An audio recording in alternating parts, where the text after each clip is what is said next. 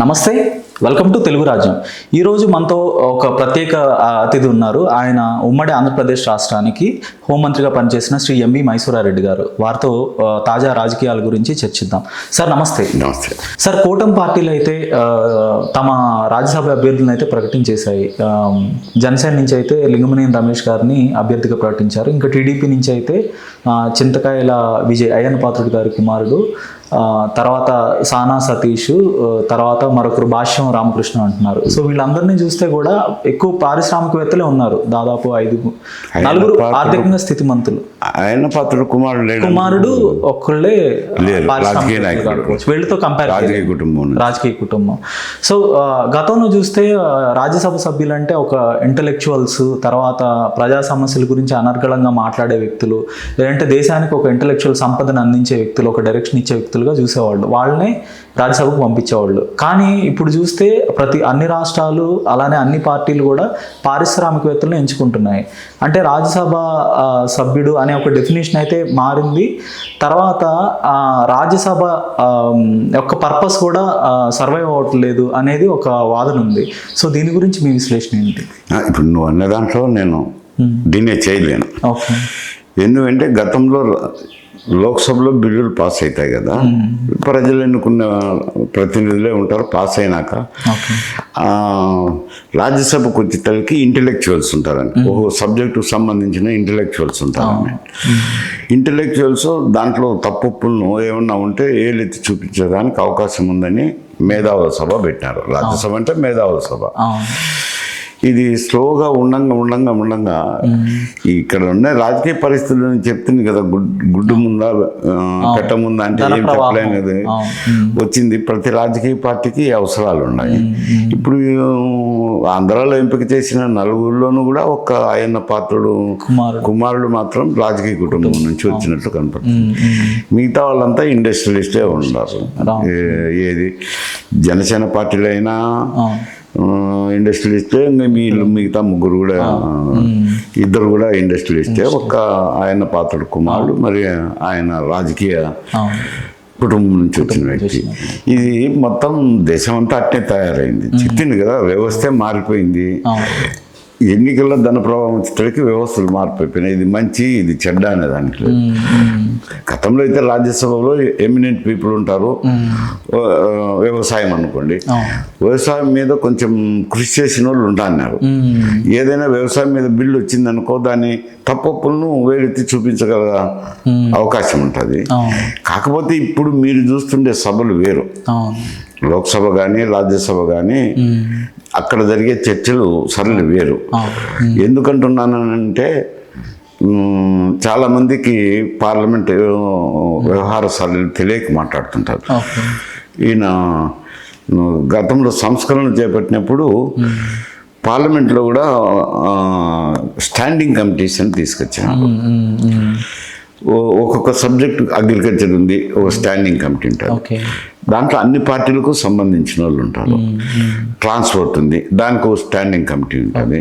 External affairs ఉంది, దానికి ఒక స్టాండింగ్ కమిటీ ఉంటుంది. నీటిపారుదల ఉంది, దానికి ఇట్లా స్టాండింగ్ కమిటీస్ అన్నీ ఉంటాయి. ఈ స్టాండింగ్ కమిటీలో చైర్మన్ ఉంటారు. చైర్మన్ కూడా పార్టీ బలాబలాలను బట్టి ఎన్ని స్టాండింగ్ కమిటీ చైర్మన్స్ ఏ పార్టీకి వస్తాయనేది అది కూడా నిర్ణయిస్తారండి. అది పార్టీలో ఆ పార్టీకి ఉన్న స్ట్రెంగ్త్ని బట్టి. ఈ కమిటీస్లో బిల్లు కానీ ఏదైనా స్పెషల్ సబ్జెక్ట్ కానీ ఇవి అక్కడికి వెళ్ళినప్పుడు ఆ బిల్లుకు సంబంధించిన వారిని కూడా పిలిపిస్తారు. ఇప్పుడు ట్రాన్స్పోర్ట్ బిల్లే ఉంది. ట్రాన్స్పోర్ట్ బిల్లు ఉంటే వెనుక ట్రాన్స్పోర్ట్ యజమానులకు సంబంధించిన వాళ్ళని కొందరిని పిలిపించి వాళ్ళ అభిప్రాయాలు కూడా తీసుకుంటారు. తర్వాత అధికార యంత్రాంగాన్ని పిలిపించి తీసుకుంటారు. ఇట్లా ఎందరిని తీసుకున్న తర్వాత ఆ స్టాండింగ్ కమిటీలో చర్చలు జరిగినాక ఆ చర్చలను క్రోడీకరించి సిఫారసు చేస్తారు. సిఫారసు చేసినాక అవి పార్లమెంటుకు పోతాయి. దాన్ని లోక్సభ కమిటీ కానీ వీళ్ళు కానీ అంగీకరించి దాన్ని బిల్లును పెడుతుంటారు. మీకు పార్లమెంట్లో జరిగే చర్చల కంటే స్టాండింగ్ కమిటీలో ఎక్కువ చర్చ జరుగుతుంది. ఒక్కొక్క బిల్లు మీద ఒక 2-3 మాసాలు స్క్రూటినీ జరుగుతుంది. అవును అవును. అందువల్ల చాలా మంది ఏమనుకుంటారంటే లోక్సభలో జరిగే చర్చల సరళిని, రాజ్యసభలో జరిగే చర్చల సరళిని బట్టి ఏందా వీళ్ళు ఏది అది ఇది మాట్లాడుకొని వెళ్ళిపోతారే, ఒకదాని మీద బిల్లు మీద గంటైనా చర్చ అని చాలా విమర్శలు ఉంటాయి. కానీ ఆ బిల్లు మీద స్టాండింగ్ కమిటీలో విస్తృతంగా చర్చ జరుగుతుంది, లోటుపాటు జరుగుతాయి, ఏమన్నా అమెండ్మెంట్ ఉంటే రికమెండ్ చేస్తారు, అన్నీ జరుగుతాయి కాబట్టి కొంచెం కిందనే ముందు స్క్రూటినీ అయిపోతుంది. కాబట్టి ఈడ చర్చ జరగకపోయినా కొంచెం ఇబ్బంది లేదు. అందరు అంగీకారంతో ఆమోదయోగ్యంతోనే అన్ని పార్టీలకు సంబంధించిన వ్యక్తులు ప్రతి స్టాండింగ్ కమిటీలో ఉంటారు. చర్చించిన తర్వాత అందరూ ఆమోదం తీసుకున్న తర్వాతనే చైర్మన్ ఒక రిపోర్ట్ తయారు చేసి పార్లమెంట్ ఉంటే అవి బిల్లులు ప్రవేశపెడతారు. బిల్లులు కానీ ఏదైనా స్పెషల్ సబ్జెక్ట్ ఉన్నా కానీ చర్చ చేసుకోవాలి. మీరు కూడా రాజ్యసభ సభ్యులుగా చేశారు, 2006లో ఎన్నికయ్యారు, 2012 వరకు రాజ్యసభ సభ్యులుగా ఉన్నారు. అంటే దాదాపు 20 ఏళ్ళు అయిపోయింది మీరు ఫస్ట్ టైం ఎన్నికయ్యి. అప్పటికి ఇప్పటికి డిఫరెన్సెస్ ఉన్నాయంటే ఏమని చెప్తారు? అంటే అప్పుడు కూడా చర్చలు, ఎందుకంటే ఇక్కడ సమయం తక్కువ వస్తుంది. రాజ్యసభ వచ్చేసరికి కానీ లోక్సభ వచ్చేదానికి కానీ డేస్ తగ్గిపోయినాయి కదా. గతంలో 100 రోజులు జరుగుతానంటే ఇప్పుడు 50 రోజులు 60 రోజులకే కుదించకపోయినాయి. డేస్ తగ్గిపోయేసరికి సబ్జెక్ట్ మీద సమయం తక్కువ ఉంటుంది. అందుకని ఈ స్టాండింగ్ కమిటీ తీసుకొచ్చారు. ఈ స్టాండింగ్ కమిటీలో ఎక్స్టెన్సివ్గా డిస్కషన్ జరుగుతుంది. ఎక్స్టెన్సివ్గా డిస్కషన్ జరిగి అందరి ఆమోదంతో ఆ బిల్లు ప్రవేశపెట్టింటారు. కాబట్టి ఇక్కడ డిస్కషన్ జరిగినాకపోయినా అక్కడ జరిగి ఉంటుంది కాబట్టి పెద్ద తేడా ఉండదు, స్టాండర్డ్స్ పడిపోయినాయని దానికి ఉండదు. సార్, కూటమి ప్రభుత్వం అధికారంలోకి వచ్చి అయితే 2 ఏళ్ళు అయిపోయింది. జూన్ 4న ఎన్నికల ఫలితాలు వచ్చాయి 2024లో ఆంధ్రప్రదేశ్లో.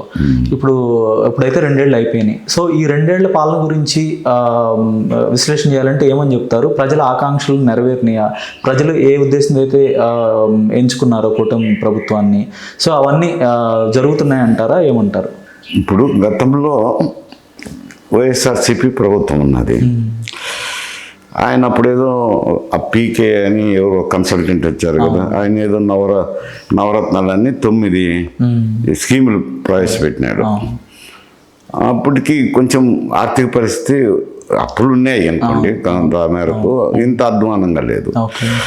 ఈయన నవరత్నాలకు ఇచ్చేదానికి కూడా సంక్షేమ కార్యక్రమాలు కూడా అప్పులు తెచ్చినారు.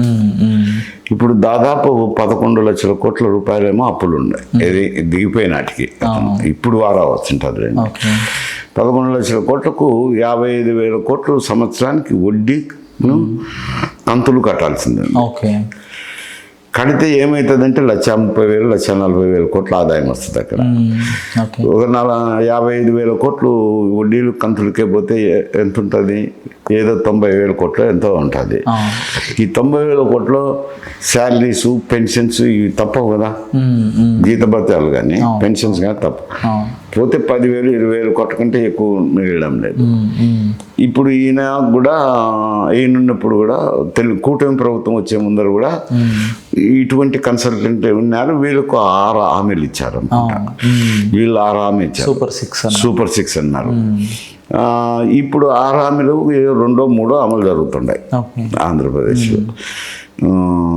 కానీ మిగతాటి ఇంకా అమలు కాలే. ఏమంటే ముఖ్యమంత్రి గారు కూడా రాష్ట్ర ఆర్థిక పరిస్థితి బాగాలేదు, మెరుగైతేనే పెడతాము, మేము అందిస్తామని చెప్తాను. కానీ ఓటు వేసేవానికి, ప్రజానీకానికి ఈ ఎకనామిక్స్ అన్ని చెప్తే అతనికి అర్థం కావు.